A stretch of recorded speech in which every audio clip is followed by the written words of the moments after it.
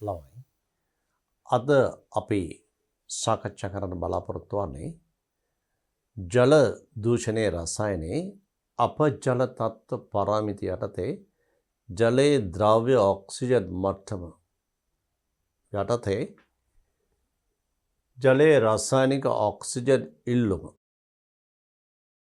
ඒ කියන්නේ chemical oxygen demand. රසායනික oxygen ඉල්ලුම. මොනවද මේ ජලයේ රසායනික ඔක්සිජන් ඉල්ලුම කියලා කියන්නේ? ජලයේ ද්‍රව්‍ය ඔක්සිජන් කෙරෙහි කවුද මෙවැනි ඉල්ලුමක් ඇති කරන්නේ? ජලයේ ද්‍රව්‍ය සමහර කාබනික සංයෝග තවදුරටත් ඔක්සිකරණය විය හැකි ජලයේ ද්‍රව්‍ය ඔක්සිජන් සම්බන්ධ කරගෙන. අන්න එවැනි අවස්ථාවලදී ජලයේ ද්‍රව්‍ය ඔක්සිජන් වැය වෙනවා ජලයේ දී වී ඇති කාබනික සංයෝග ඔක්සිකරණය කරවීම සඳහා. මේ නිසා ජලයේ ද්‍රව්‍ය ඔක්සිජන් මට්ටම ක්‍රමෙන් අඩු වී යා හැකි. ඒ තත්ත්වයටතේ ජලය දූෂිත තත්ත්වයට පත්විය හැකි. ජලය දූෂණය වීමේ එක්තරා ආකාරයක් තමයි ජලයේ ද්‍රව්‍ය ඔක්සිජන් මට්ටම අඩු වී යෑම.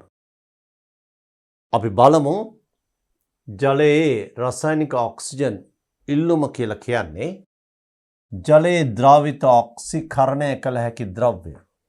ජලයේ දී වී ඇති ඒ වගේම ඔක්සිකරණය විය හැකි. ජලයේ ද්‍රවිත ඔක්සිකරණය කළ හැකි ද්‍රව්‍ය. ඔක්සිකරණය කිරීම සඳහා අවශ්‍ය වන ඔක්සිජන් ප්‍රමාණය ජලයේ රසායනික ඔක්සිජන් ඉල්ලුම ලෙස හඳුන්වනවා. දැන් ඔබට පැහැදිලි ඇති ජලයේ දිය වෙලා තියෙන සමහර කාබනික ද්‍රව්‍යයන් ඔක්සිකරණය වීම සඳහා අවශ්‍ය ඔක්සිජන් ලබා ගන්නේ ජලයේ දිය වී ඇති ඔක්සිජන් වලින්. එවිට ජලයේ දී වී ඇති ඔක්සිජන් ප්‍රමාණය අඩු වෙන්න පටන් ගන්නවා. මේ නිසා ජලජ ජීවීන්ට අවශ්‍ය ඔක්සිජන් ප්‍රමාණය ක්‍රමෙන් අඩු වී යාම නිසා ජීවීන් මරණයට පත්විය හැකි. මේ තත්ත්ව යටතේ ජලය දූෂිත තත්ත්වයට පත්වීම සිදු වෙයි. එසේනම් ජලයේ රසායනික ඔක්සිජන් ඉල්ලුම යන්නෙන් අදහස් කරන්නේ ජලයේ ද්‍රවිත ඔක්සිකරණය කළ හැකි ද්‍රව්‍ය.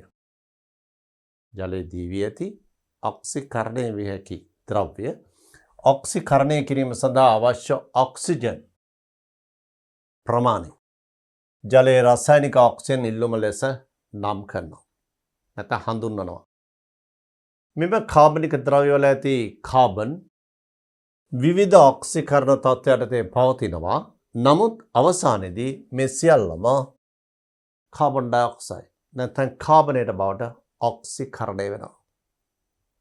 ඒ තමයි කාබන වල උපරිම ඔක්සිකරණ අවස්ථාව. කාබන වල ඔක්සිකරණ අංකය 14. කාබන් ඩයොක්සයිඩ් කාබන වල උපරිම ඔක්සිකරණ අංකය 14. ඒ වගේම කාබනේට් කාබන වල උපරිම ඔක්සිකරණ අංකය 14ට පත්වීම.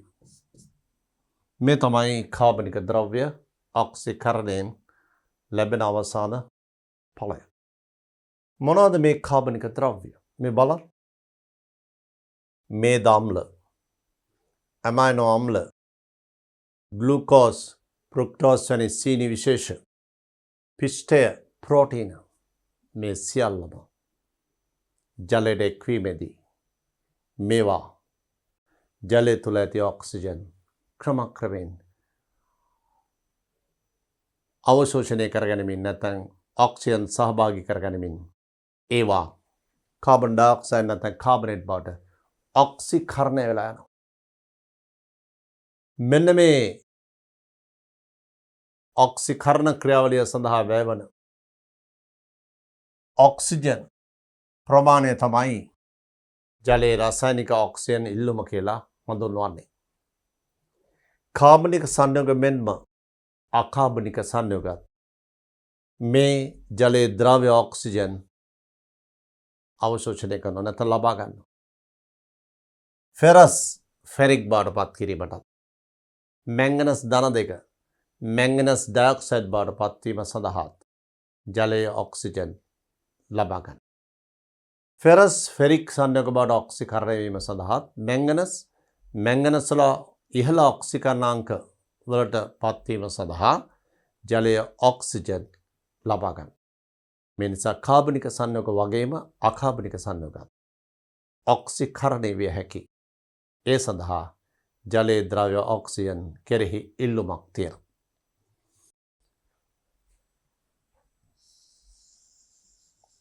කාබනික සංයෝග මෙන්ම අකාබනික සංයෝග වන ෆෙරස් මැංගනස් වැනි අයනද ජලයේ රසායනික ඔක්සිජන් ඉල්ලුමට දායක වෙනවා.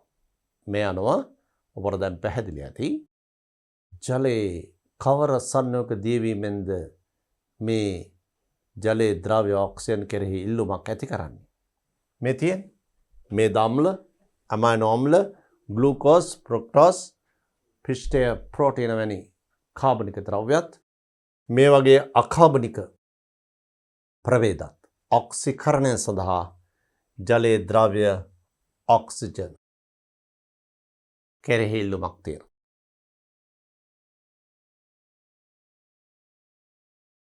අපි කොහොමද ජලයේ ද්‍රව්‍ය ඔක්සිජන් ප්‍රමාණය මේ ඔක්සිකරණ ක්‍රියාවලිය සඳහා වැයවීමේදී ඒ ඔක්සිකරණ ක්‍රියාවලිය සඳහා වැයවන ඔක්සිජන් ප්‍රමාණය නැත්නම් රසායනික ඔක්සිජන් ඉල්ලුම පරීක්ෂණාත්මකව සොයාගන්නේ. අප ජලය දන්නා පරිමාවක් මැනගන්නවා. අප ජලය අපවිත්‍ර ජලය අප ජලය දන්නා පරිමාවක් මැනගෙන ඒකට එකතු කරනවා ප්‍රබල ඔක්සිකාරකයක් වන ආම්ලික පොටෑසියම් ඩයික්‍රොමේට් සාන්ද්‍රණය දන්නා යම් ප්‍රමාණයක් එකතු කරනවා. ඒ කියන්නේ පොටෑසියම් ඩයික්‍රොමේට් එකතු කරන ලද ප්‍රමාණයේ මවුල ප්‍රමාණය අපි දන්නවා. සාන්ද්‍රණය දන්නා යම් ප්‍රමාණයක් එකතු කරන පරිමාවක්. අප ජලය පරිමාවක් කරගෙන මේ පොටෑසියම් ඩයික්‍රොමේට් එකතු කළාම මේ පොටෑසියම් ඩයික්‍රොමේට් වල තියෙන ඔක්සිකාරක ගුණය නිසා අප ජලයේ ඇති කාබනික ද්‍රව්‍ය ඔක්සිකරණය වෙලා යනවා.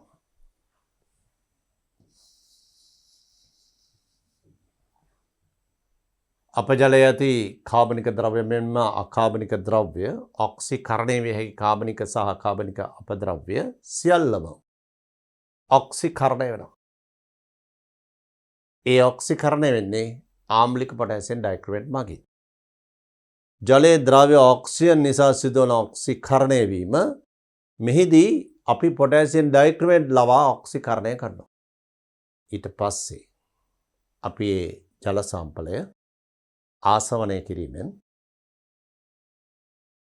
ජලයේ දීවී ඇති කාබනික ද්‍රව්‍ය සියල්ලම ජලයේ දීවී ඇති කාබනික ද්‍රව්‍ය සියල්ලම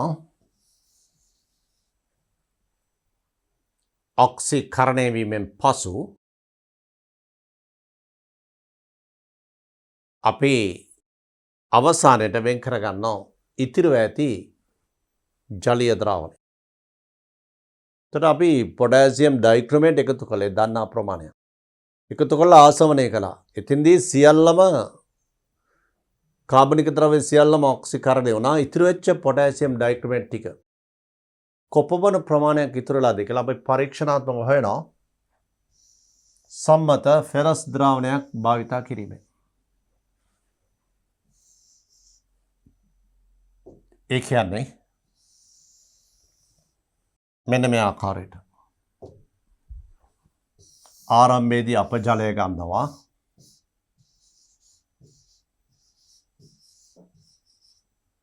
B පරිමාවක්. මේකට අපි ගන්නවා සාන්ද්‍රණය දන්නා ආම්ලික පොටෑසියම් ඩයික්‍රොමේට් දන්නා පරිමාවක් එක් කරනවා. එතකොට මේ එකතු කරන පොටෑසියම් ඩයික්‍රොමේට් මවුල සංඛ්‍යාව දන්නවා. මේ අපජලයේ තියෙන කාබනික ද්‍රව්‍ය මේ කාබනික ද්‍රව්‍ය ඔක්සිකරණය වෙනවා මේ ආම්ලික පොටෑසියම් ඩයික්‍රොමේට් නිසා. අපි ආසවනය කිරීම කරනවා එකතු කළා.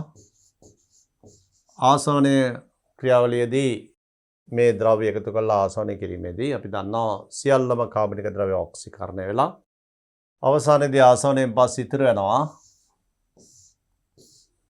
මේකට එනවා කාබන් ඩයොක්සයිඩ් කාබනේට් වගේ දේවල් ඔක්සිකරණයෙන්. ඒවා ආසවනය කිරීමේදී කාබන් ඩයොක්සයිඩ් පිටල යා හැකි. කාබනේට් උනත් ඉතිරි වෙනවා.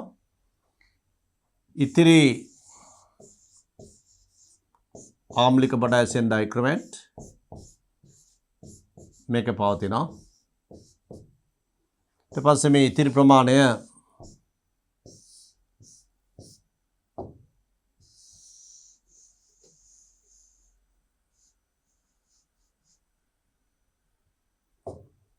ඉතිරි ආම්ලික පොටෑසියම් ඩයික්‍රොමේට්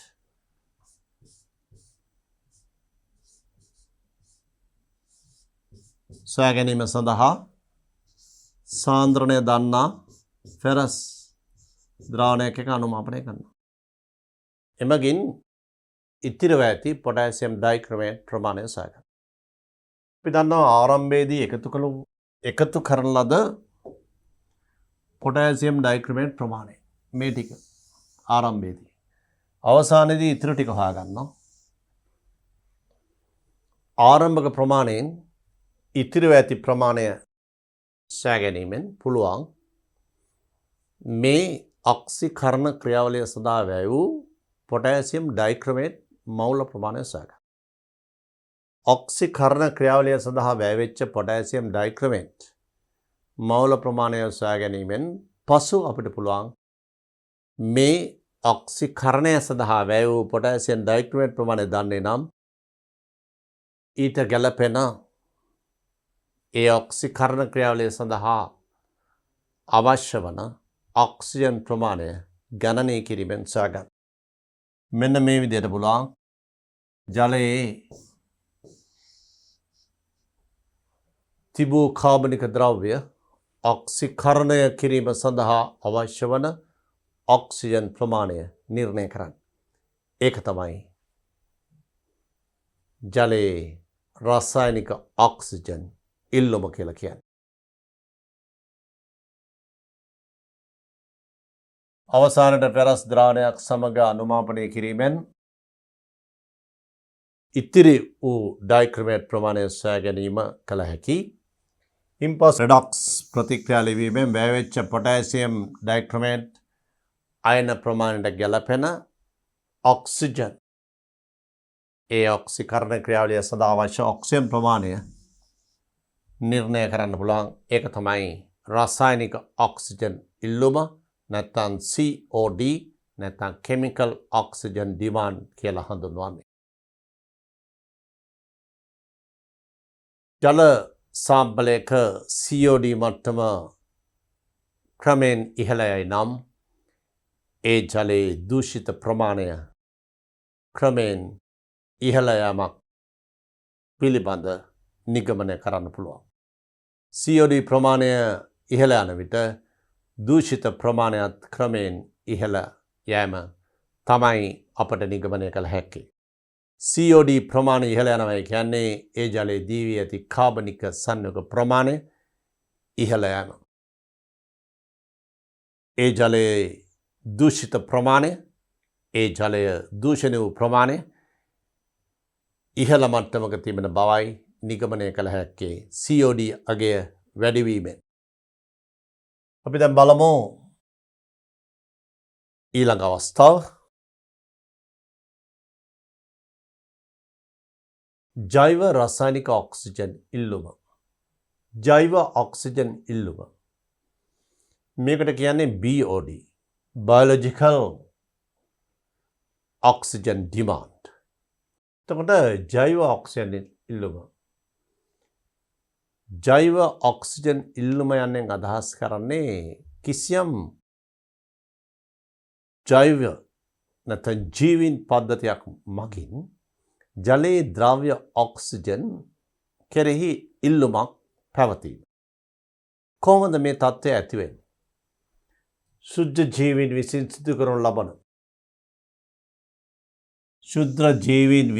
සිදු කරන ලබන කාබනික ද්‍රව්‍ය ඔක්සිකරණ ක්‍රියාව සඳහා මෙන්න ශුද්ධ ජීවීන් විසින් සිදු කරන ලබන කාබනික ද්‍රව්‍ය ඔක්සිකරණ ක්‍රියාව සඳහා අවශ්‍ය ඔක්සිජන් ප්‍රමාණය තමයි ජෛව රසායනික ඔක්සිජන් ඉල්ලුම ලෙස හඳුන්වන්නේ. මේ තත්ත්වය ඇතිවන්නේ කවර හේතුවක් නිසාද? මිනිස් සහ සත්ත්ව අපද්‍රව්‍ය ජලාශයකට එකතු වීමට සැලැස්වීම, මල මුත්‍ර ජලාශයකට එකතු වීමට සැලැස්වීම, ඒ වගේම සත්ත්ව අපද්‍රව්‍ය වලට අමතරව ආහාර ඇසුරුම්, කම්මල් වලින් ඉවතලන දෑ, ඒ වගේම ඉවතලන බස්මාලු ආදී දූෂක ජලයට එකතු වුණාම ඒවා බැක්ටීරියාවල ක්‍රියාකාරීත්වය හේතු කොටගෙන ඒවායේ ඔක්සිකරණ ක්‍රියාවලිය සඳහා අවශ්‍ය ඔක්සිජන් ඉල්ලුම ක්‍රමයෙන් ඉහළ යනවා. මෙන්න මේ මිනිස් සත්ව අපද්‍රව්‍ය, මල මුත්‍ර, ආහාර ඇසුරුම්, කම්මල් වලින් ඉවතලන දෑ, ඒ වගේම ඉවතලන මස්මාළු ආදී දූෂක ජලාශවලට එක්කලාම ඒවා ඔක්සිකරණය වීම සඳහා සුද්ධ ජීවීන් මගින් සිදු කරන ලද ඔක්සිකරණ ක්‍රියාවලිය සඳහා අවශ්‍ය ඔක්සිජන් ඉල්ලුම තමයි ජෛව රසායනික ඔක්සිජන් ඉල්ලුම කියලා හඳුන්වන්නේ. මේ නිසා ජලයට අය මස්මාංශ වර්ග එකතු කිරීම නොකළ යුතුයි. ඒවා ජලයට දැම්මම ඒවා සුද්ධ ජීවීන්ගේ ක්‍රියාකාරීත්වය හේතු කොටගෙන සිදුවන ජෛව රසායනික ක්‍රියාවලිය සඳහා ඔක්සිජන් ඉල්ලුම ඉහළ යනවා. ඒ නිසා ජලය ක්‍රමක්‍රමයෙන් දූෂිතත්වයට පත් වෙනවා. ජලයේ ද්‍රව්‍ය ඔක්සිජන් මට්ටම ක්‍රමක්‍රමයෙන් අඩු වෙගෙන යනවා.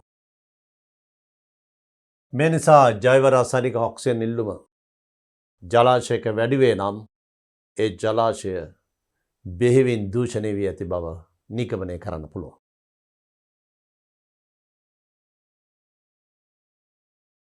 ශ්‍රී ලංකා ප්‍රමිති ආයතනය විසින් ප්‍රකාශයට පත් කරන ලද ගෙදරදොර පරිහරණයට සුදුසු ජලයේ තිබිය යුතු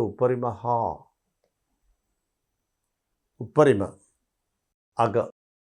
අගයන් පරාස දීලා තියෙනවා. COD ඝන ඩෙසිමීටර් මිලිග්‍රෑම් පානීය ජලයේ. පානීය ජලයේ උපරිම වශයෙන් දෙන්න පුළුවන් COD අගය 10යි. අප ජලය සඳහා මේ තියෙන්නේ අප ජලයේ තිබිය යුතු COD මට්ටම, රසායනික ඔක්සිජන් ඉල්ලුම, කාර්මික අප ජලයේ 250යි. රබර් කර්මාන්ත ශාලාවකින් ඉවතලන අප ජලයේ COD මට්ටම 400යි. ඒ කියන්නේ ගොඩක් දූෂිත ජලය.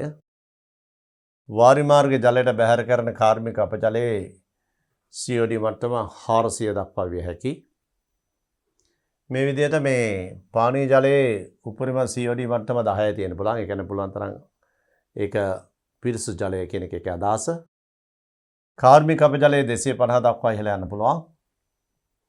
මේ කිසියම් කර්මාන්ත ශාලාවකින් ඉවතලන ජලයේ තිබිය යුතු උපරිම COD මට්ටම නම් කරලා තියෙනවා. කාර්මික අප ජලයේ උපරිම 250 ඊට වඩා වැඩි ජලය කර්මාන්තශාලාවෙන් නිකුත් නොකළ යුතුයි. මේ තමයි පරාස දීලා තියෙන.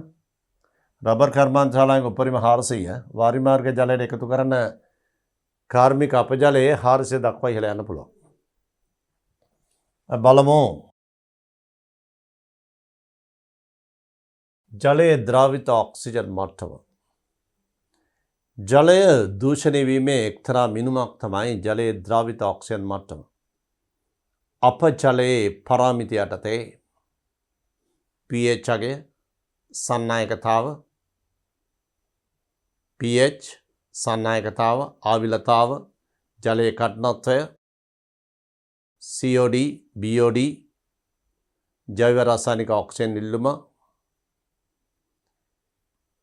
ඒ වගේම ජලයේ ද්‍රාවිත ඔක්සිජන් මට්ටම මේවා ජල තත්ත්ව අපජල තත්ත්ව පරාමිති යටතේ ඉතාමත් වැදගත්. සාමාන්‍ය ජලයේ පිරිසිදු ජලයේ දීවී ඇති ඔක්සිජන් ප්‍රමාණය parts per million 8ක් විතර වෙනවා. නමුත් ඒ ඔක්සිජන් ප්‍රමාණය අඩු වෙන්න තමයි ජලයේ දූෂිත තත්ත්වයට පත් වෙන්නේ. බලමු ජලයේ ද්‍රාවිත ඔක්සිජන් මට්ටම ජලයේ ඒකක පරිමාවක දීවී ඇති අණුක ඔක්සිජන් ප්‍රමාණය ලෙස අර්ථ දැක්වෙනවා. ඝන ඩෙසිමීටරයට මිලිග්‍රෑම් ප්‍රමාණ වලින් මේ ඉදිරිපත් කළ හැකි. ජලය ඒකීය පරිමාවක ද්‍රව්‍ය ඔක්සිජන් ප්‍රමාණය. ඒ තමයි ජලයේ ද්‍රාවිත ඔක්සිජන් මට්ටම.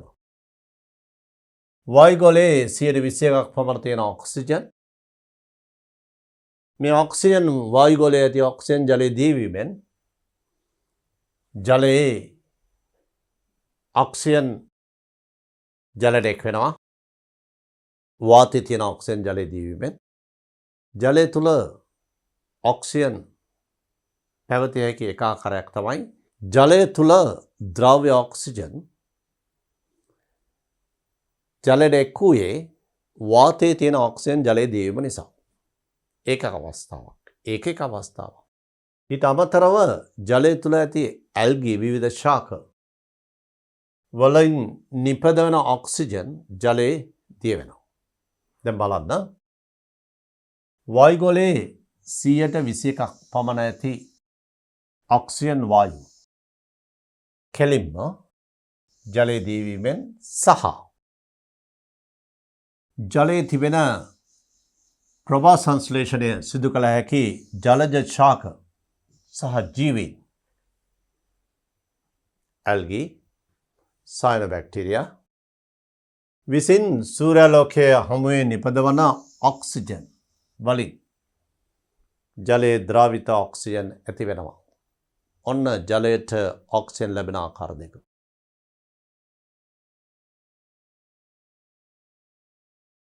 ඔක්සිජන් අණුව නිර්ද්‍රව්‍ය නිසාත් ඔක්සිජන්හි ජල ද්‍රාවිත ඉතා කුඩා අගයක්. ඒ නිසා මුහුදු මට්ටමේදී ඒ කියන්නේ සාමාන්‍ය වායුගෝල පීඩනයේදී ඔක්සිජන් වායුවේ ජල ද්‍රාවිතාව ගත්තොත් සෙන්ටිග්‍රේඩ් අංශක 21 දී සහ සාමාන්‍ය වායුගෝල පීඩනයේදී මෙන්න ජලයේ ද්‍රාවිත ඔක්සිජන් මට්ටම නැත්නම් ජලයේ ද්‍රාවිත ඔක්සිජන් ප්‍රමාණය 9යි ඝන decimetre milligram 9යි parts per million. මේ තමයි ජලයේ ද්‍රාවිත O2 සාන්ද්‍රණය.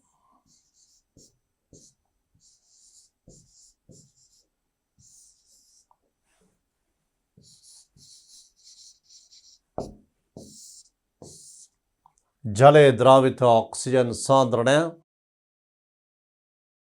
parts per million 9ක් විතර. සෙන්ටිග්‍රේඩ් අංශක 21 දී. මොකද ජලයේ ඔක්සිජන් දියවන ප්‍රමාණය උෂ්ණත්වය මත රඳා පවතිනවා. O2 gas,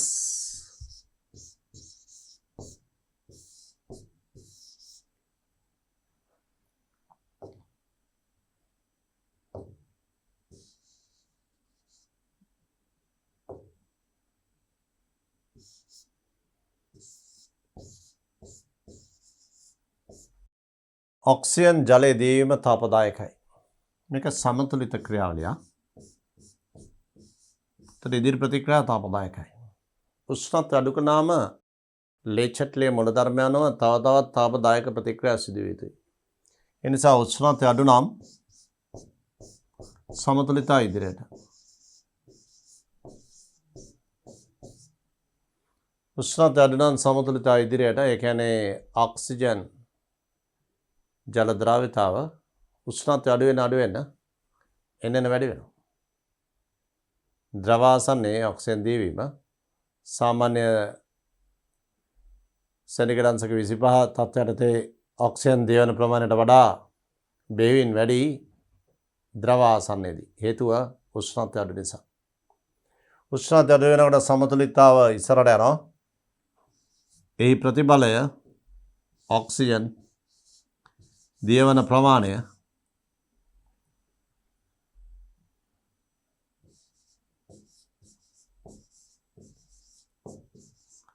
ඔක්සිජන් දියවන ප්‍රමාණය වැඩි වීම. මේ නිසා සෙන්ටිග්‍රේඩ් අංශක 21 දී ජලයේ ද්‍රව්‍ය ඔක්සිජන් මට්ටම ගත්තොත් parts per million 9ක් විතර එනවා. උෂ්ණත්වය වැඩි වෙනකොට මේක ටිකක් අඩු වෙනවා ppm 8 විතර දක්වා. ජලයේ ද්‍රවිත ඔක්සිජන් මට්ටම විවිධ රසායනික ජෛව ක්‍රියාවලි හේතුවෙන් අඩු වෙනවා. ජලයේ දියවන ඔක්සිජන් ප්‍රමාණය ජලය තුළ සිදුවන විවිධ රසායනික සහ ජෛව ක්‍රියාවලි නිසා අඩු වෙන බවයි සඳහන් වෙන්නේ. අපි දැන් බලමු ජලයේ දියවෙච්ච ඔක්සිජන් මට්ටම. ජලයේ දීවී ඇති සාමාන්‍ය ඔක්සිජන් මට්ටම ppm 9යි. ඉතින් මේ ppm ප්‍රමාණය කිසිදු ක්‍රියාවලියක් නිසා ජලයේ දූෂිත තත්ත්වයක් හේතු කොටගෙන මේ ඔක්සිජන් මට්ටම අඩු විය හැකියි. ජලයේ ද්‍රාවිත ඔක්සිජන් මට්ටම ppm 5ට වඩා අඩු විට ජලජ ජීවීන් ආතතියට ලක් වෙනවා. එවිට ජලයේ ජීවත් වන මසුන් ජල පෘෂ්ඨයට පැමිණ මුඛය ඉහළට යොමු කිරීමෙන් වායුගොල්ලට යොමු කිරීමෙන්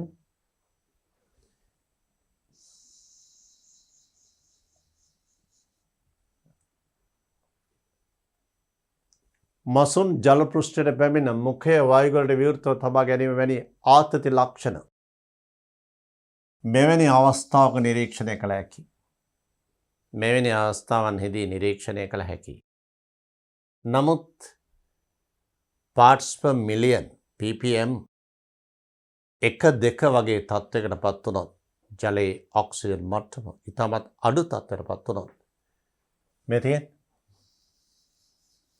ජලයේ ජීවත් වන මසුන් මිය යාමට පටන් ගන්නවා. මිය යාමට පටන් ගන්නවා. ඔබ දන්නවා සමහර කාලවලදී රටේ විවිධ ප්‍රදේශවල ජලාශවල එකවර මසුන් දහස් ගණනක් මිය යනවා. ඒ වගේ පුවත් දැකලා ඇති. ඊට හේතුව තමයි ජලයේ ද්‍රාවිත ඔක්සිජන් මට්ටම පහළ අගයකට පත්වීම. ජලයේ ද්‍රාවිත ඔක්සිජන් මට්ටම පහළ අගයකට පත් වෙන්න පුළුවන්. ජෛව රසායනික ඔක්සිජන් ඉල්ලුම නිසා. නැත්නම් BOD හේතු කොටගෙන ජලයේ ද්‍රාවිත ඔක්සිජන් මට්ටම අඩු විය හැකි ක්‍රම ගැන ඔබ ඉගෙන ගත්තා. ජලයට විවිධ කාබනික සංයෝග එකතු වීමෙන්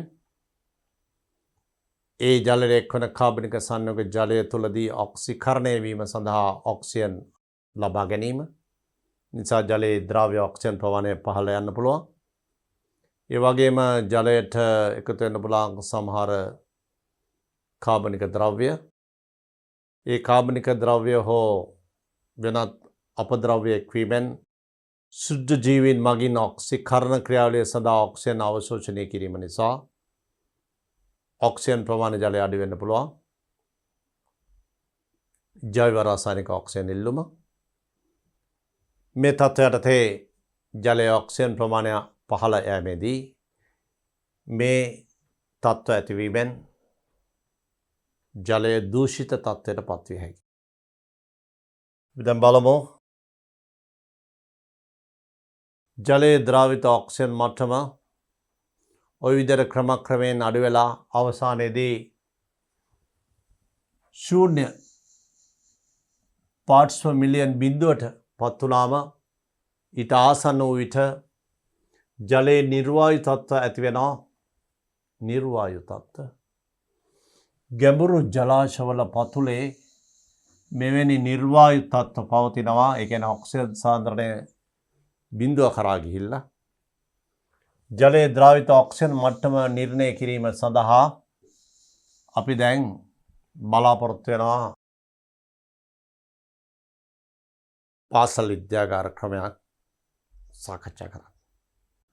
ජලයේ ඔක්සිජන් සාන්ද්‍රණය සෙවීමට විශේෂයෙන්ම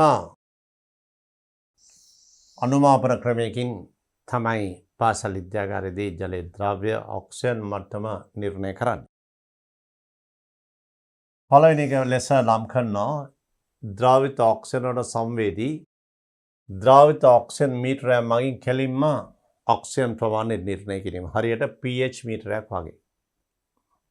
දෙවෙනි ක්‍රමය තමයි අනුමාපනයක් කිරීම.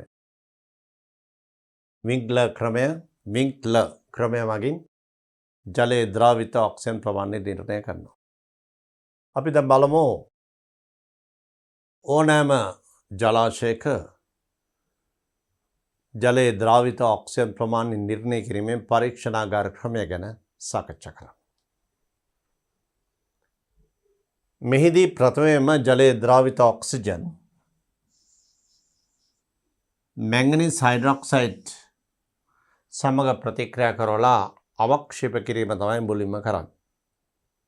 අපි කිසියම් ජල සාම්පලයක් අරගෙන ඒ ජල සාම්පලයේ තියෙන ඔක්සිජන් ප්‍රමාණයනේ හොයාගන්න ඕනේ. කොච්චරක් ඔක්සිජන් තියෙනවද කියලා. ජලයේ දියවෙච්ච ඔක්සිජන් ප්‍රමාණය.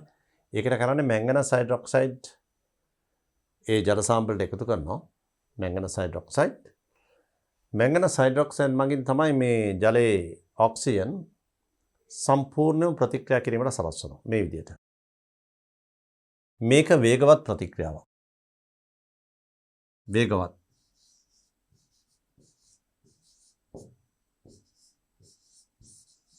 අපි මැංගනස් ලවණයක් පොටෑසියම් හයිඩ්‍රොක්සයිඩ් එක ජලයට දැම්මම මැංගනස් ලවණය පොටෑසියම් හයිඩ්‍රොක්සයිඩ් එක ප්‍රතික්‍රියාවල මැංගනස් හයිඩ්‍රොක්සයිඩ් හැදෙනවා.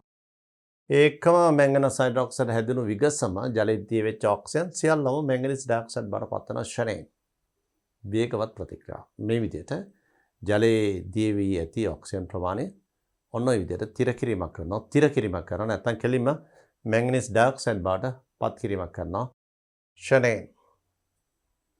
ඊට පස්සේ අපිට පුළුවන් දැන් මෙතන ඔබට දන්නවා පේන ස්ටර්ගේ විදිහ දෙකට එකයි. මැංගනීස් ඩයොක්සයිඩ් ප්‍රමාණය ඊට පස්සේ නිර්ණය කරනවා මෙන්න මේ විදිහට. ඒ සෑදුණු මැංගනීස් ඩයොක්සයිඩ් ප්‍රමාණය සොයා ගැනීම සඳහා මාධ්‍ය ආම්ලික කළා ඒකට පොටෑසියම් අයඩයිඩ් එකතු කරනවා. එතකොට මේ මැංගනීස් ඩයොක්සයිඩ් වල තියෙන මැංගනස් වල ඔක්සිකරණ අවස්ථා ධන 4යි. මේක ප්‍රබල ඔක්සිකාරකයක්. ආම්ලික මාධ්‍යදී මැංගනීස් ඩයොක්සයිඩ් ටික සේරම ෂේ වෙලා යනවා මැංගනස් බවට. එතකොට අයඩයිඩ් ආයන අයඩීන් බවට පත් වෙනවා. මෙන්න මේ අයඩීන් ප්‍රමාණය I2 ප්‍රමාණය අයඩීන් ප්‍රමාණය අපිට අයඩීන් ප්‍රමාණය හොයාගත්තොත් එතනින් පුළුවන් මැංගනීස් ඩයොක්සයිඩ් වලට එන්න. අයඩීන් ප්‍රමාණය හොයාගත්තොත් මැංගනීස් ඩයොක්සයිඩ් වලට එන්න පුළුවන්. මැංගනීස් ඩයොක්සයිඩ් ප්‍රමාණය දන්නවා නම් ඔක්සිජන් වලට එන්න පුළුවන්. ඒකෙන් හරියට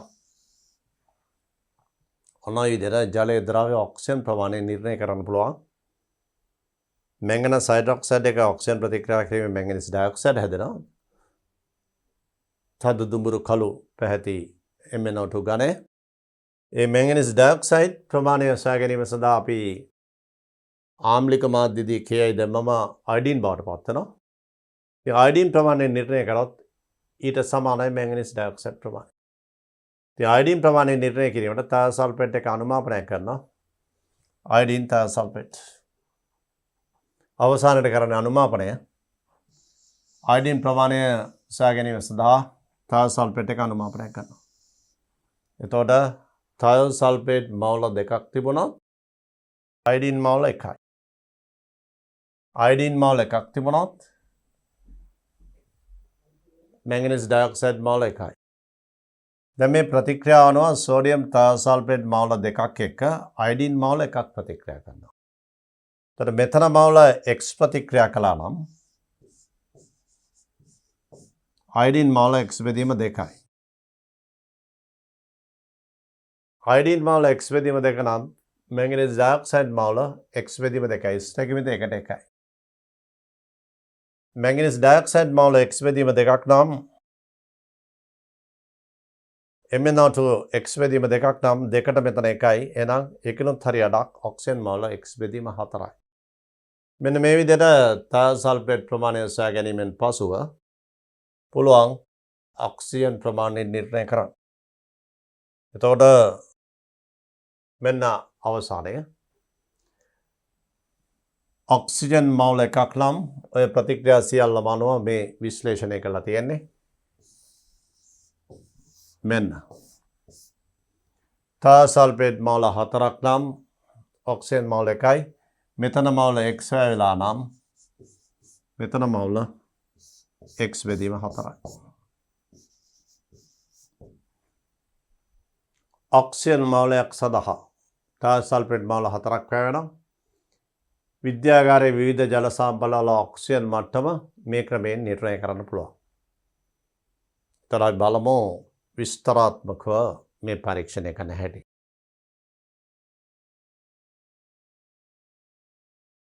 මේ බලන්න පාසල් විද්‍යාගාරයේදී ඔක්සිජන් ප්‍රතිශතය සොයන හැටි. අපි හිතමු ලංකාවේ කිසියම් ප්‍රදේශයක ජලයේ ඔක්සිජන් මට්ටම සොයා ගැනීමට අවශ්‍යයි.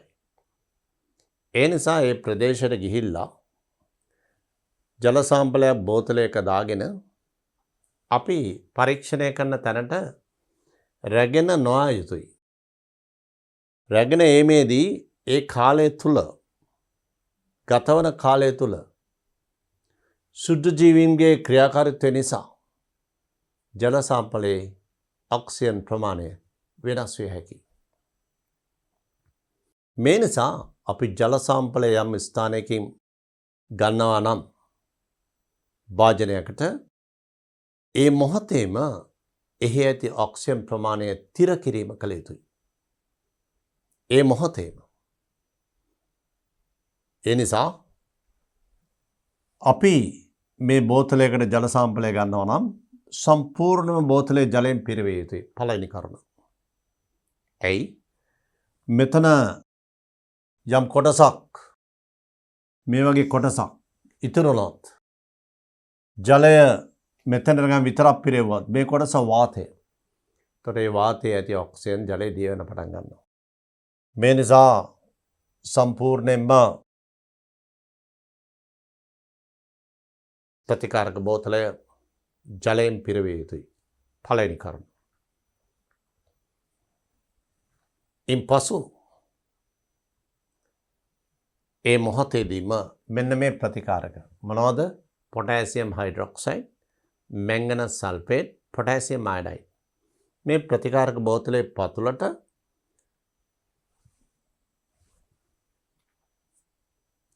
පිපෙට්ටුවක් භාවිතයෙන් එකතු කළ යුතුයි. වාතය ඇතුළු නොවනසේ. මෙතන රබර් රැබයක් ගහන්න ඕන. පිපෙට්ටුව තුළින් වාතය ඇතුළු නොවනසේ මේ ප්‍රතිකාරක මේ ජල බඳුනේ පතුලට එකතු කිරීම කළ යුතුයි. එතකොට අපි යම් ස්ථානයකින් ජල සාම්පලයක් ලබා ගනීද ඒ මොහොතේදීම එතන සිට මේ ප්‍රතිකාරක එකතු කිරීම කළ යුතුයි. ඒ මොහොතේම. එකතු කළ විගසම ඔබ දන්නවා පොටෑසියම් හයිඩ්‍රොක්සයිඩ් මැංගනස් සල්ෆේට් එක ප්‍රතික්‍රියා කරලා හැදෙනවා. මෙන්න මේ ආකාරයට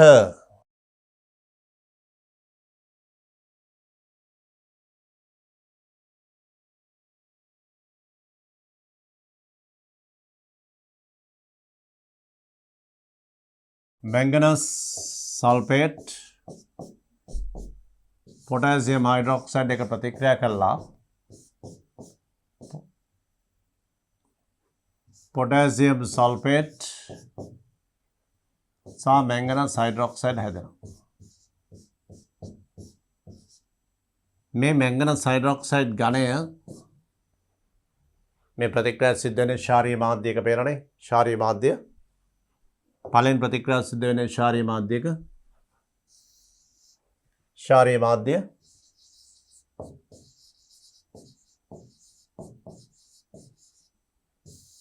potassium hydroxide කියන්නේ ශාරීය මාධ්‍යයක් manganese sulfate ශාරීය මාධ්‍යයේදී manganese hydroxide හැදෙනවා. මේ manganese hydroxide ජලයේ දිය වෙලා ඇති ඔක්සිජන් සමග ෂණිකව මේ වගේ manganese hydroxide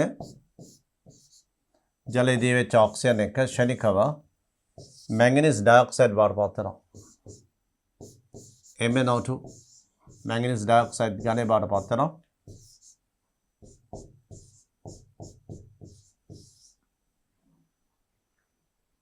මෙතන manganese වල ඔක්සිකරණාංක ධන 2 මෙතන manganese වල ඔක්සිකරණාංක ධන 4 මේ ඔක්සිජන් මගින් manganese ධන 2 සිට 4 දක්වා ඔක්සිකරණය වෙනවා. මේක සිදු වෙන්නේ ශාරීය මාධ්‍යයක පළවෙනි ප්‍රතික්‍රියාව දෙවෙනි ප්‍රතික්‍රියාව දෙකම ශාරීය මාධ්‍යයක සිද්ධ වෙන්නේ. මේකයි මේ ප්‍රතික්‍රියා දෙකම සිද්ධ වෙන්නේ ශාරීය මාධ්‍යයක. දැන් ඔබ පළවෙනි පියවරේදී කරේ manganese hydroxide සෑදීම දෙවෙනි පියවරේදී සිද්ධ වෙන ඉබේම ඒ භාජනය තුල manganese hydroxide ජලයේ දී වෙච්ච ඔක්සිජන් සමග MnO2 බවට පත් වීම. දැන් අපි කළ යුතු දේ තමයි manganese dioxide ප්‍රමාණය සොයා ගැනීමට පියවර ගැනීම. මේ තියෙන්නේ අපේ පරීක්ෂණයේ පළමු පියවර. අපි ජල සාම්පලය යම් වැවකින් යම් ජලාශයකින් ලබා ගත්තේද ඒ ස්ථානයේදීම මේ රසායනික ද්‍රව්‍ය එකතු කිරීම. එකතු කළා සොලවනකොට මේ manganese dioxide හැදෙන MnO2 තද දුඹුරු නැත්නම් කළු පැහැයට හුරු. ඊට පස්සේ අපි මේ බඳුන සම්බුත කරලා තියෙන්නේ. ඒක අරගෙන එනවා අපේ විද්‍යාගාරයට. ගෙනහල්ලා අපි මේකට දානවා තනුක සල්ෆිරික්. වාතය ඇතුළු නොවනසේ මේ පිපෙට්ටුවකින් තනුක සල්ෆිරික් මේකට එකතු කරනවා. මේකේ පොටෑසියම් අයඩයිඩ් තියෙනවා. පොටෑසියම් අයඩයිඩ් manganese dioxide සමග සාමාන්‍ය තත්ත්වයට ප්‍රතික්‍රියා කරන්නේ නැහැ. manganese dioxide ආම්ලික කළොත් විතරයි potassium iodide iodine බවට පත් වෙන්නේ. මේ නිසා මේකේ manganese dioxide හැදලා තියෙන්නේ. manganese hydroxide මෙතෙන්දී හැදෙනවා. මේ දෙන්න ප්‍රතික්‍රියා වෙලා මේ manganese hydroxide ජලයේ දී වෙච්ච ඔක්සිජන් එක manganese dioxide බවට පත් වෙනවා. දැන් අපි ආම්ලික කරනවා. ආම්ලික කළාම manganese dioxide කියන්නේ ප්‍රබල ඔක්සිකාරකයක්. ආම්ලික මාධ්‍යදී potassium iodide iodine බවට පත් වෙනවා. අපි මේකට තනුක සල්ෆිරික් දාලා හොඳට සොලවනවා මේ ඝනය සම්පූර්ණයෙන්ම නැතිවනතුරු. ඝනය සම්පූර්ණයෙන්ම නැතිවනතුරු සෙලෙව්වම ද්‍රාවණයේ දුඹුරු පාට වෙනවා. ඒ දුඹුරු පාට තමයි iodine සෑදීම. iodide iodine බවට පත් වීම. ඒකට අදාළ ප්‍රතික්‍රියා තමයි මෙන්න මේ විදිහට ලියන්න පුළුවන්. මේ manganese dioxide ප්‍රබල ඔක්සිකාරකයක් MnO2 ඒ ප්‍රබල ඔක්සිකාරකය potassium iodide ආම්ලික මාධ්‍යයේදී මේ ආකාරයට මැංගනීස් ඩයොක්සයිඩ් මගින් පොටෑසියම් අයඩයිඩ් අයඩීන් බවට පත් කරනවා. අයඩීන් බවට මැංගනීස් ඩයොක්සයිඩ් වල ඔක්සිජන් අංකය 14 14 ඉඳලා 2ට යනවා. මැංගනස් සල්ෆේට් මේක ඔක්සිජන් අවස්ථාව 4 4 සිට 2ට අඩු වෙනවා. අයඩයිඩ් ඍණ 1 සිට 0ට වැඩි වෙනවා. අයඩීන් ඔක්සිකරණය වෙනවා. ඊට අමතරව හැදෙනවා පොටෑසියම් සල්ෆේට් සහ ජලය. ඔය විදිහට මෙතන අංක 2 2H2.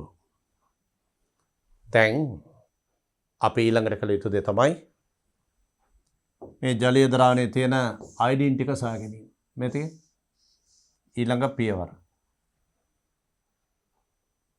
මැංගනීස් ඩයොක්සයිඩ් ආම්ලික කළාම මැංගනීස් ඩයොක්සයිඩ් මගින් Ki අයඩීන් බවට පත් කරනවා. MnO2 සම්පූර්ණයෙන්ම දීවි යනතුරු මේක සොලවනවා. අයඩීන් හැදුනට පස්සේ ඒ අයඩීන් ටික අපි ගන්නවා අයඩීන් අන්තර්ගත ජලීය ද්‍රාවණයේ බීකරයකට අරගෙන සෝඩියම් තයසල්ෆේට් එක අනුමාපනය කරනවා. ද්‍රාවණයේ අයඩීන් සාන්ද්‍රණය ගොඩාක් අඩු අගයකට පත්වනතුරු. අයඩීන් ජලයේ බෙහෙවින් දීවී ඇති විට දුඹුරු පාටයි. අයඩීන් සාන්ද්‍රණය ක්‍රමක්‍රමයෙන් අඩු වෙනවා සෝඩියම් තයසල්ෆේට් සමග අනුමාපනය කිරීමේදී. අයඩීන් අල්ප ප්‍රමාණයක් ජලයේ දීවී ඇති විට ද්‍රාවණය පිදුරු පාටක් වෙනවා. ලාකහ පැහැ. අන්නේ අවස්ථාවට පත් වුණාට පස්සේ මේකට එකතු කරනවා දර්ශකයේ පිෂ්ඨය. පිෂ්ඨයෙන් බිංදු 2ක් විතර එකතු කරනවා. එතකොට මේ ද්‍රාවණය නිල් පාට වෙනවා. ඉන්පසු සෝඩියම් තයසල්ෆේට් සමග තවදුරටත් අනුමාපනය කරනවා නිල් පැහැ අවර්ණ වනතුරු. ද්‍රාවණයේ අන්තලක්ෂය තමයි නිල් පාට අවර්ණ වීම. ඒ තමයි අන්තලක්ෂය. මේ අනුව මේ ද්‍රාවණයේ තියෙන අයඩීන් ප්‍රමාණය සොයා ගන්න පුළුවන් සෝඩියම් තයසල්ෆේට් සමග අනුමාපනය කිරීමෙන්. මේ තමයි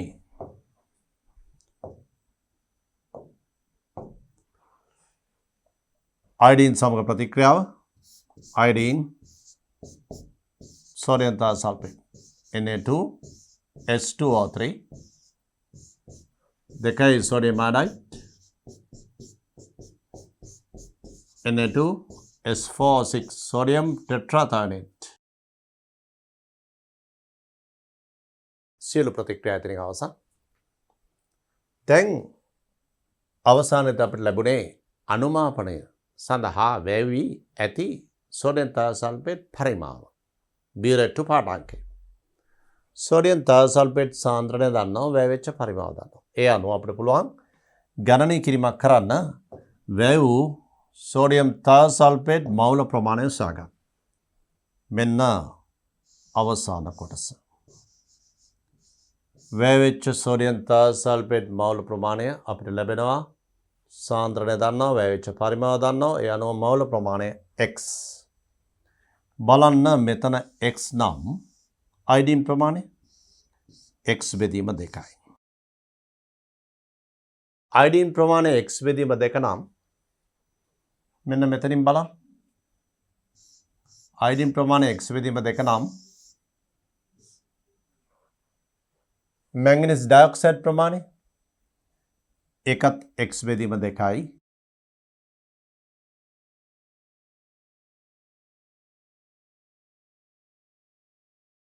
මැංගනීස් ඩයොක්සයිඩ් ප්‍රමාණය x බෙදීම 2 කියලා ආවා. මැංගනීස් ඩයොක්සයිඩ් ප්‍රමාණය x බෙදීම 2 නම් දැන් ඔබට පුළුවන් හොයන්න ඔක්සිජන් ප්‍රමාණය. මැංගනීස් ඩයොක්සයිඩ් ප්‍රමාණය x බෙදීම 2 නම් මවුල ඔක්සිජන් ප්‍රමාණය මෙතනින් හරි අඩක් x බෙදීම 4යි. මේ පරීක්ෂණයේදී ළමයි මේ පරීක්ෂණයේදී සෝඩියම් තයසල්ෆේට් වැය වූ ප්‍රමාණය මෝල් x නම් ඒ සාම්පලයේ ඇති ඔක්සිජන් ප්‍රමාණය x බෙදීම 4යි. විභාග බහුවර්ණ ප්‍රශ්නයක් යටතේ ජලය යම් ප්‍රමාණයක ඔක්සිජන් මට්ටම සෙවීම සඳහා කරනු ලබන මේ පරීක්ෂණයේ අවසාන පියවරේදී ඔබට දුන්නොත් මෙන්න සෝඩියම් තයසල්ෆේට් සාන්ද්‍රණය මෙන්න වැය වෙච්ච පරිමාව සෝඩියම් තයසල්ෆේට් කියලා දුන්නොත් ඔබට පුළුවන් ගණනය කිරීමෙන් සොයන්න වැය වී ඇති සෝඩියම් තයසල්ෆේට් මවුල ප්‍රමාණය. හරියටම මවුල ප්‍රමාණය සොයලා ඒකෙන් 4න් පංගුවක් ගන්න. ඒ 4න් පංගුව තමයි ජලයේ දී වී ඇති ඔක්සිජන් ප්‍රමාණය. මෙන්න මේ විදිහට ඔබට පුළුවන් ඔබ තෝරාගත් ජල පරිමාවේ දී වී ඇති ඔක්සිජන් මවුල ප්‍රමාණය සොයාගන්න. මේක තමයි පාසල් විද්‍යාගාර පරීක්ෂණය. හොඳට මතක තියාගන්න. පළවන සහ දෙවන ප්‍රතික්‍රියාවේ තියෙන පළවන සහ දෙවන ප්‍රතික්‍රියාවේ ප්‍රතික්‍රියා දෙකම ශාරීය මාධ්‍යයේදී සිද්ධ වෙන්නේ. ඊගාට තුන්වන ප්‍රතික්‍රියාව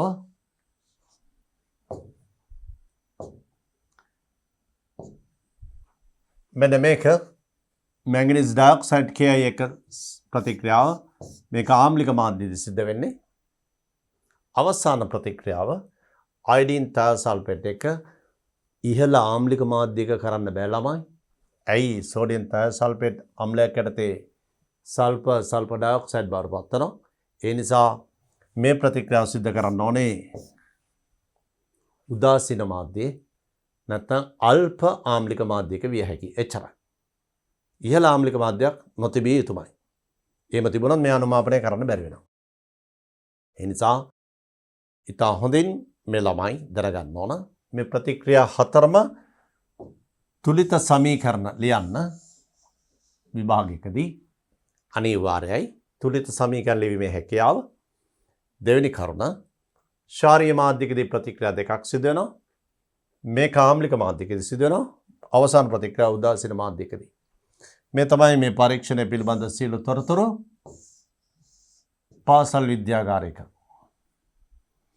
මේ පරීක්ෂණය සිදු කිරීමේදී පියවරෙන් පියවර ඔබට පැහැදිලි කළා. ආරම්භයේදී මැංගනස් සල්ෆේට් පොටෑසියම් හයිඩ්‍රොක්සයිඩ් සහ Ki පිපෙට්ටුවක් ආධාරයෙන් වාතය ඇතුළු නොවනසේ මේකට එකතු කිරීම එකතු කළා සංවෘත කරනවා සලවනවා. තර මැංගනීස් ඩයොක්සයිඩ් හැදෙනවා. ඊට පස්සේ මේකට සල්ෆියරික් එකතු කරලා ආම්ලික කළා සෙලවීමේදී මැංගනීස් ඩයොක්සයිඩ් සේරම දිය වෙලා යනවා. ද්‍රාවණයේ දුමුරු පාට වෙන අයඩීන් සෑදීම නිසා අයඩීන් ටික හොයාගන්නවා සෝඩියම් තයසල්ෆේට් එක අනුමාපනය කිරීමෙන්. මේකයි පරීක්ෂණය.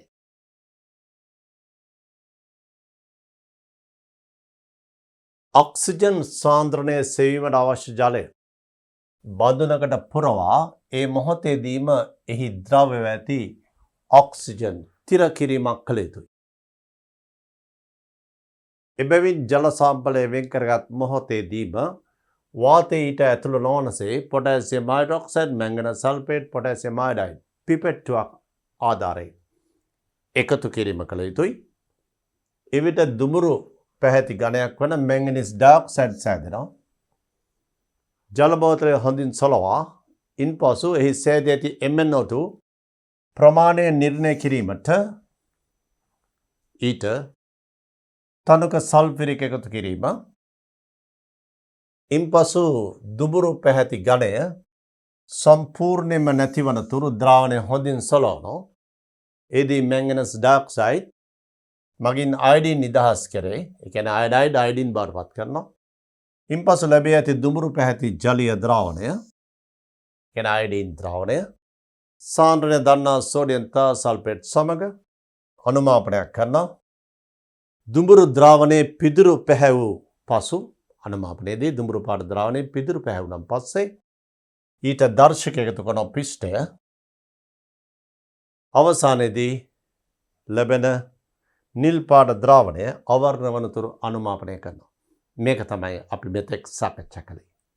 දැන් බලමු ඊටු ටික. මෙන්න ප්‍රතික්‍රියාව ඔබට කියපු ශාරීය මාධ්‍ය සිදුවන ප්‍රතික්‍රියා දෙකයි. මැංගනස් අයන මැංගනස් හයිඩ්‍රොක්සයිඩ් වෙනවා. මැංගනස් හයිඩ්‍රොක්සයිඩ් ඔක්සිජන් එක MnO2 බවට පත් වෙනවා ෂණිකව. ආම්ලික මාධ්‍යයේදී මැංගනීස් ඩයොක්සයිඩ් මගින් අයඩීන් කරනවා. ඊට පස්සේ අයඩීන් ටික හොයාගන්නවා සෝඩියම් තාසල්ෆේට් එක අනුමාපනය කරලා. ප්‍රතික්‍රියා 4යි. පළවන ප්‍රතික්‍රියාව දෙවෙනි එක ශාරීය මාධ්‍යයේදී, තුන්වෙනි එක ආම්ලික මාධ්‍යයේදී. මේක පළවෙනි එක, මේක දෙවෙනි එක. 1 හා 2 ශාරීය මාධ්‍යයේදී, තුන්වන ප්‍රතික්‍රියාව ආම්ලික මාධ්‍යයේදී, හතරවෙනි ප්‍රතික්‍රියාව උදාසීන මාධ්‍යයේදී සිදු කළ යුතුයි. 4 උදාසීන මාධ්‍යයේදී. මේ සියලු සමීකරණ අනුව තීරණය කරනවා සෝඩියම් තාසල්ෆේට් යම් මෝල් ප්‍රමාණයක් වැය වුණා නම් ඔක්සිජන් ප්‍රමාණය 1/4 පංගුවයි. සෝඩියම් තාසල්ෆේට් ප්‍රමාණය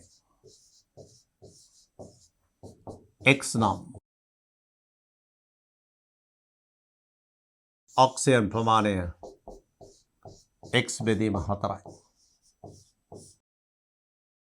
මෙන්න මේ විදිහට අපිට පුළුවන් ජලයේ ද්‍රව්‍ය ඔක්සිජන් ප්‍රමාණය නිර්ණය කරන්න.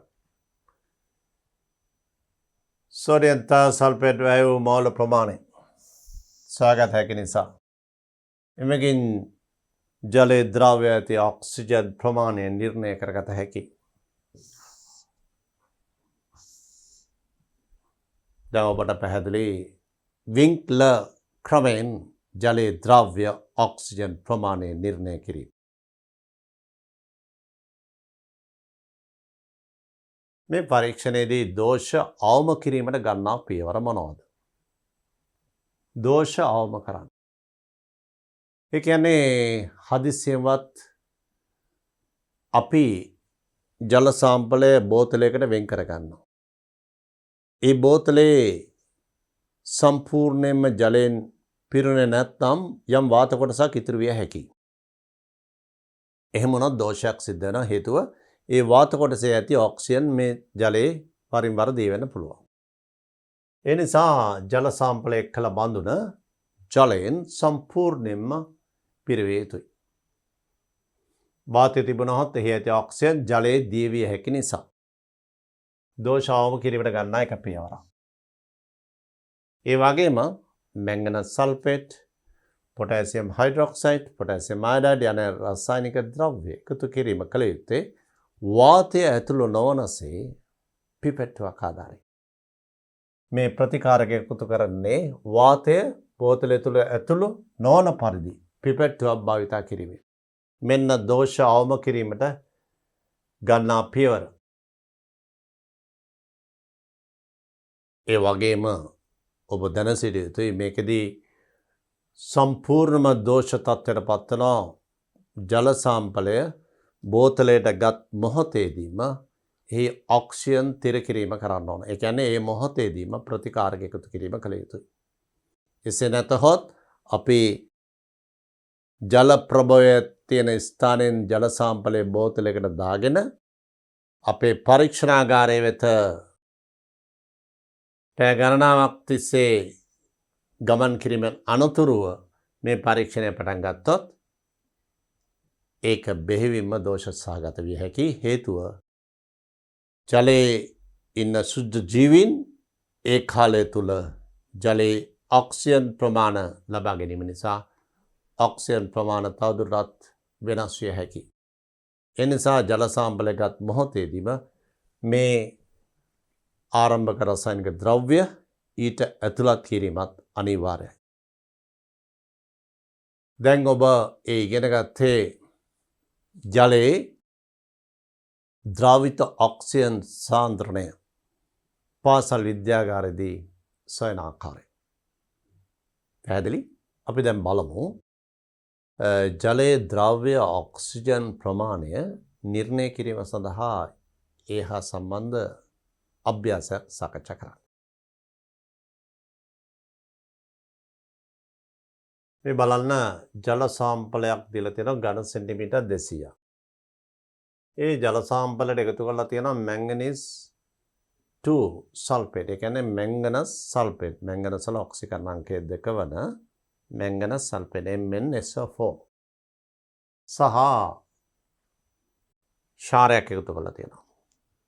ඒ කියන්නේ පොටෑසියම් හයිඩ්‍රොක්සයිඩ් වැනි ක්ෂාරයක්. ඒතර මැංගනස් sulphate උයි potassium hydroxide උයි potassium iodide උයි. මේ ජල සාම්පලයට එකතු කරලා තියෙනවා. ඊට පස්සේ හොඳට සොලවලා තියෙනවා. සොලවලා විනාඩි 10ක් තිබීමට හැර ඊට පස්සේ විනාඩි 10කට විතර පස්සේ මේ සාම්පලය ආම්ලික කරලා තියෙනවා. ආම්ලික කළාම මුක්ත වෙච්ච අයඩීන් ඊට පස්සේ සෝඩියම් සල්ෆේට් එක අනුමාපනය කරලා තියෙනවා. ඒතර ඔබගෙන් අහනවා ඔබට දැන් මේ වගේ පරීක්ෂණයක් දුන්නම අපි මීට ඉහත සාකච්ඡා කළ පරීක්ෂණය මේ දීලා තියෙන්නේ. මේ වගේ විභාග ප්‍රශ්නයකදී ඔබ විසින් කළ යුතු දේවල් කීපයක් තියෙනවා. ඔබට මතක් වෙන්න ඕන මේකෙදී සිදුවෙච්ච ප්‍රතික්‍රියා. මේකේ පළවෙනි කොටස මේ බලන්න. ඊට සඳහන් ක්‍රමයේදී සිදුවන ප්‍රතික්‍රියා සඳහා තුලිත රසායනික සමීකරණ ලියන්න. ඔබ තුලිත සමීකරණ ලියන්න ඕන. මොනවද සමීකරණ? කියන්න බලන්න. මැංගනස් සල්ෆේට් ක්ෂාරීය මාධ්‍යදී අපිට පොටෑසියම් හයිඩ්‍රොක්සයිඩ් කියලා. එහෙමනම් මැංගනස් හයිඩ්‍රොක්සයිඩ් සෑදීම. එහෙමනම් අපි පිළිතුර ලියමු. මුලින්ම කරන්න ඕනේ තුලිත සමීකරණ නේද? එහෙමනම් ගානේ පළවෙනි කොටස. තුලිත සමීකරණ ලිවීම.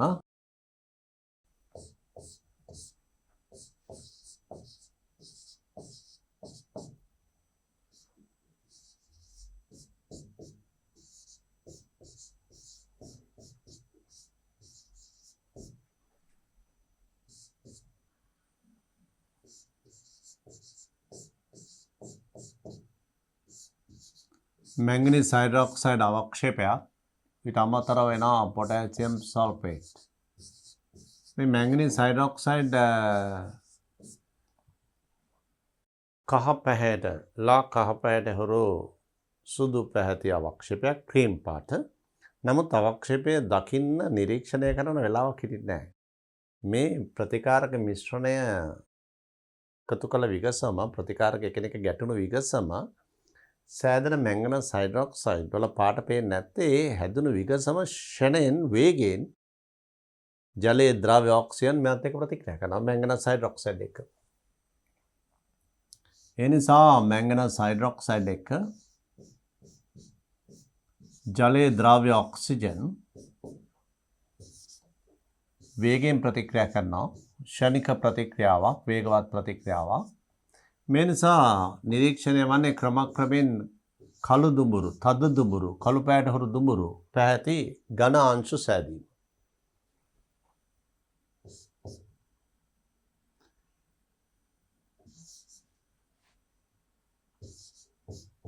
මේක තමයි දෙවන ප්‍රතික්‍රියාව. තර අපිට ප්‍රශ්නය අහලා තියෙන්නේ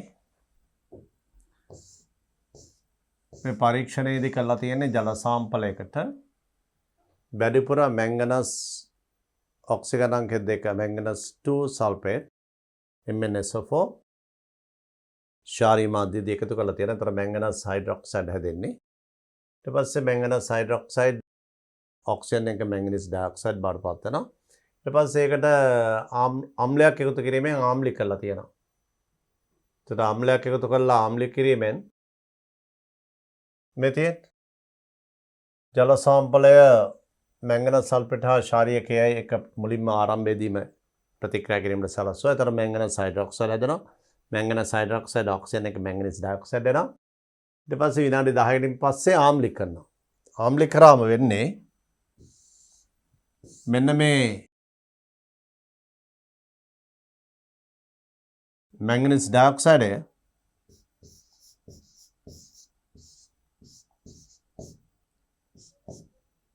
එහි ඇති පොටෑසියම් අයඩයිඩය අයඩීන් බවට ඔක්සිකරණය කිරීම. අයඩීන් බවට ඔක්සිකරණය කරනවා.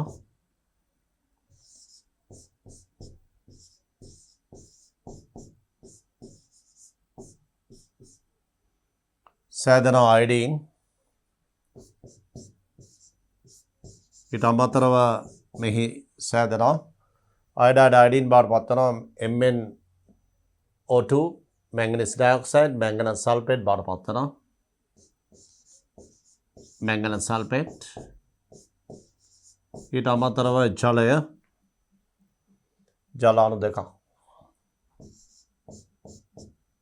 මේ තමයි ප්‍රතික්‍රියාවේ තුලිත සමීකරණය අවසාන පියවර වෙන්නේ අයඩීන් එක අනුමාපනය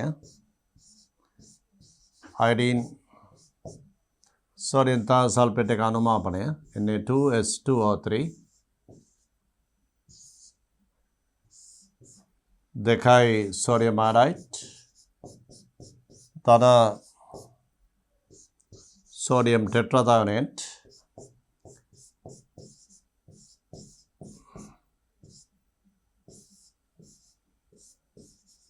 මේ තමයි සිදු ප්‍රතික්‍රියා ටික. සිදු ප්‍රතික්‍රියාවල තුලිත සමීකරණ ගානේ පළවෙනි කොටස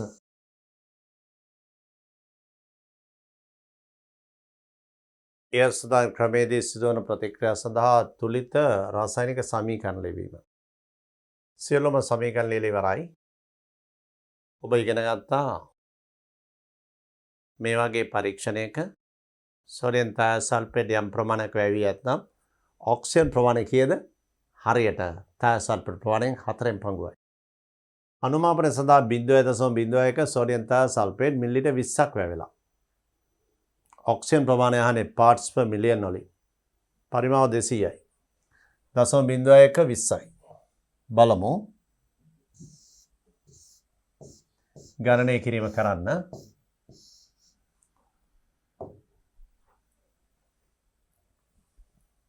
දෙවෙනි කොටස සෝඩියම් තාසල්ෆේට් Na2S2O3 ප්‍රමාණය 0.01 මිලිලිටර් 20යි.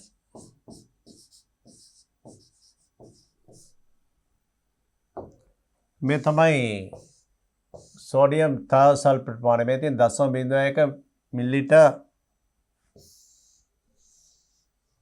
0.01 ද්‍රාවණය මිලිලිටර් 20යි. 0.01 තාසල්ෆේට් මිලිලිටර් 20යි. ඒ නිසා මේ තමයි වැයවෙච්ච සෝඩියම් තාසල්ෆේට් ප්‍රමාණය. දැන් මේක සුළු කරාම එනවා 0.2 බෙදීම 1000 මවුල 0.2 බෙදීම 1000. දැන් සෝඩියම් තාසල්ෆේට් ප්‍රමාණය දන්නවා නම් ඔක්සිජන් ප්‍රමාණය වන්නේ එකෙන් 4න් පංගුවයි. එකපාරට ගන්න බහුවර්ණ ප්‍රශ්න පත්‍රයක. නමුත් රචනා එකක හෝ ව්‍යුහගත එකක આવොත් මෙන්න මේ විදිහට ලියන්න ඕන. තාසල්ෆේට් වලින් කොහොමද ඔක්සිජන් වලට එන හැටි මේ ආකාරයට. sodium thiosulfate sodium thiosulfate iodine සමානයි sodium thiosulfate iodine සමානයි ඔබ දැක්කා සමීකරණය මේ බලන්න මේ සමීකරණය හැටියට කියන්න ඕනේ sodium thiosulfate දෙකට iodine එකයි ඒ නිසා ඔබ ලියන්න ඕන මේකේ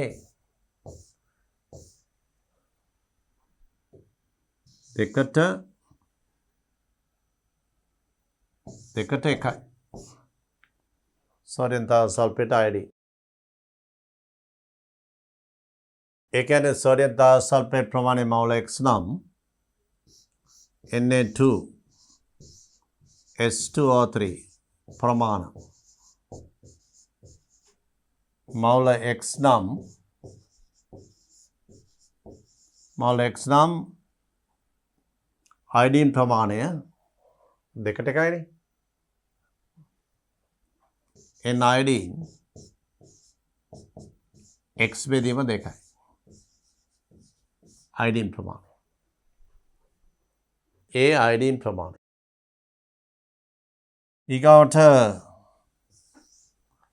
iodine ප්‍රමාණය දන්නවා නම් මේ තියෙන්නේ එතනින් බලන්න මෙතෙන් එන්න iodine ට සමානයි manganese dioxide ප්‍රමාණය manganese dioxide වලින් බලන්න මෙතෙන් එන්න එහෙනම් iodine ටික දන්නවා නම් අපි MnO2 වලට එමු දැන් අපිට පුළුවන් ලියන්න මේ විදිහට iodine manganese dioxide එකට එකයි. ඒ ප්‍රතික්‍රියා පරිදි එකට එක අනුපාතය තියෙන්නේ. ඒ නිසා iodine ප්‍රමාණය දන්නවා නම් MnO2 එම නිසා N manganese dioxide ප්‍රමාණය මේ ලියන්නේ. ඒක හරියටම x බෙදීම 2යි. මවුල. manganese dioxide ප්‍රමාණය. දැන් බලමු අපි manganese dioxide ප්‍රමාණය දන්නවා නම් මෙතනින් පුළුවන් ඔක්සිජන් වලට එන්න මේ තියෙන්නේ. manganese dioxide වලින් හරියටම MnO2 2ට 1යි ඔක්සිජන් අනුපාතය. ඒ නිසා අපිට දැන් ලියන්න පුළුවන් MnO2 ට ඔක්සිජන් 2ට 1යි. ඒ කියන්නේ manganese dioxide ප්‍රමාණයෙන් හරියටම. මෙන්න manganese dioxide එම නිසා ලියනවා. එම නිසා NO2 සමානයි x බෙදීම 2කින් හරියටක් කියන්නේ 4න් පංගුවයි. ඒ කියන්නේ x බෙදීම 4යි. මවුල. මෙන්න මේ විදිහට අපිට ඔක්සිජන් ප්‍රමාණය නිර්ණය කළ හැකියි. දැන් අපිට පුළුවන් ඔක්සිජන් ප්‍රමාණයට යන්න. මේ තියෙන ඔක්සිජන් මේ සෝඩියම් තාල්සල්ෆේට් ප්‍රමාණය x කියලා ගත්තේ. ඒකෙන් හරියට 4න් පංගුව ආවේ. එම නිසා දැන් ලියන අපි ඔක්සිජන් ප්‍රමාණය n ඔක්සිජන් සමානයි x බෙදීම 4 x කියලා ආවේ වෙන මේක සෝඩියම් තාල්සල්ෆේට් ප්‍රමාණය x 0.2 බෙදීම 1000 බෙදන 4 මේ තමයි ඔක්සිජන් ප්‍රමාණය. සාම්පලයේ මිලිලීටර් 200ක ඇති ඔක්සිජන් මේ නිසා පරිමාව 200යි. පරිමාව 200 නිසා O2 සාන්ද්‍රණය සමානයි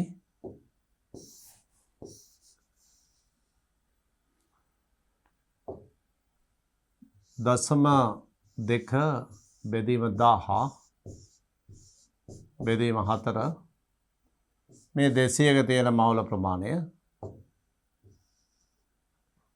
200ක තියෙන මවුල ප්‍රමාණය මෙච්චර නම් 200න් බෙදලා මිලිලීටර් 1000ක තියෙන මවුල ප්‍රමාණය හොයනවා. මේ තමයි ඝන ඩෙසිමීටරයට මවුල. අපෙන් අහලා තියෙන්නේ ඝන ඩෙසිමීටරයට මිලිග්‍රෑම් වලින්.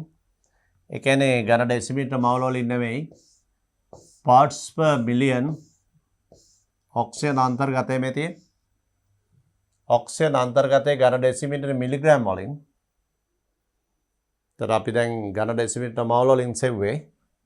ඒ නිසා මේක මිලිග්‍රෑම් කරන්න ඕන. මේ ටික මේ මවුල 0.2 මේ 10ට මේ 10 කැපලා යනවා. මෙතන නා 4 වැඩි කිරීම 200.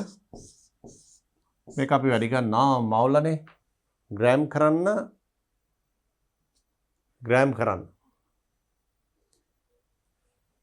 ඔක්සිජන් වල මෞලික ස්කන්ධ 32කින්. එතකොට මේන්නේ ඝන ඩෙසිමීටර් ග්‍රෑම්. ඊළඟ පියවර අපි කරනවා 0.2 32 මෙතන 4 2 8යි 800 එන්නේ 8 වැඩි කිරීම 100 800 අපි දැන් ග්‍රෑම් මිලිග්‍රෑම් කරන 1000න් වැඩි කරනවා ඝන ඩෙසිමීටර මිලිග්‍රෑම්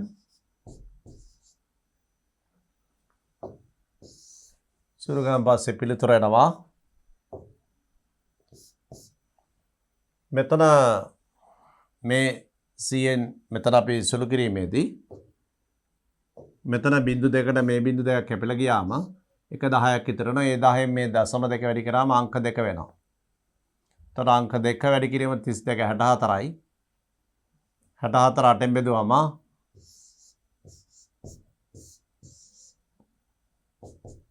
8යි ඝන ඩෙසිමීටර් මිලිග්‍රෑම්. මේ තමයි ඔක්සිජන් සාන්ද්‍රණය.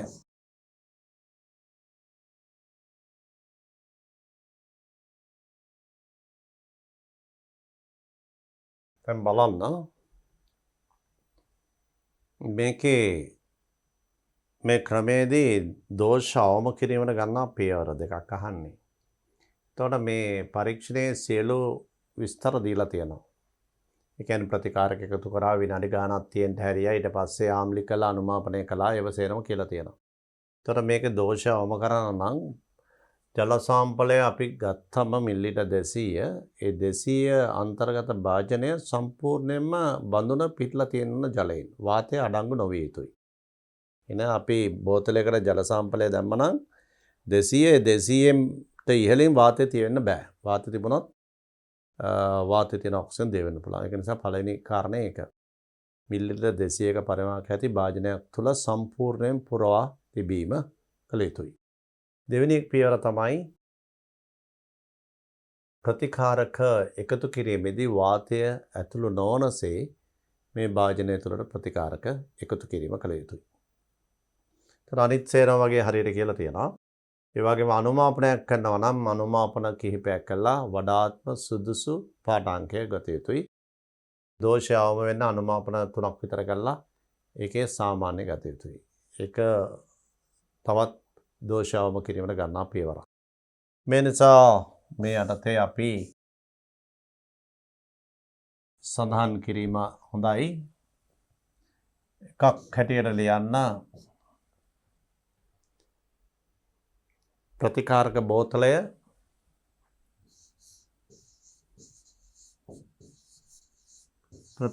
බෝතලය ජල සාම්පලයෙන්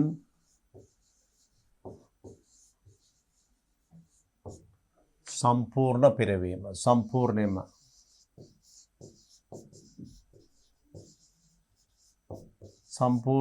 පිරවීම ප්‍රතිකාරක බෝතලයේ ජල සාම්පලයෙන් සම්පූර්ණයෙන්ම පිරවීම එහි වාතය නොතිබිය යුතුයි.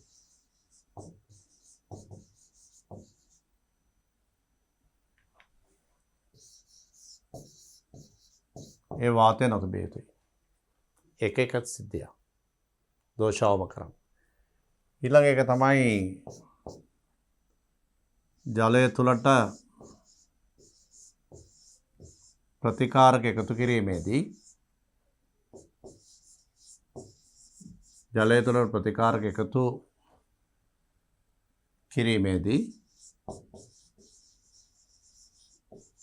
වාතය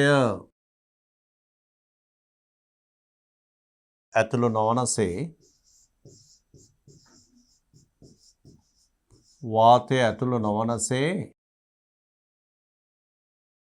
භාජනයේ පතුලට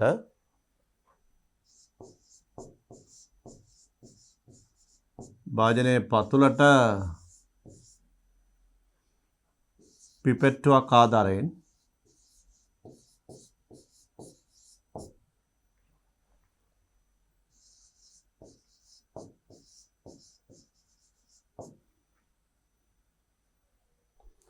ජලය තුළට ප්‍රතිකාරක එකතු කිරීමේදී වාතය ඇතුළු නොවනසේ භාජනය පතුලට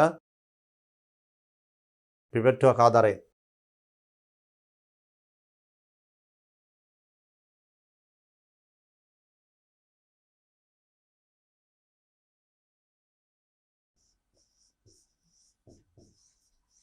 ප්‍රතිකාරක එක් කිරීම. ඒ වගේම තවත් කරුණක් දෙන්න පුළුවන්. පාඨාංගයේ වඩා නිරවද්‍ය වෙන්න අනුමාපන පාඨාංකය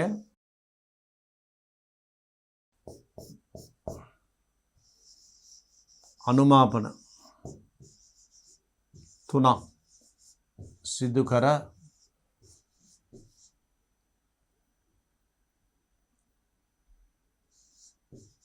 වඩාත් නිවැරදි පරිමා පාඨාංකයකට පරිමා පාඨාංකයක් ලබා ගැනීම.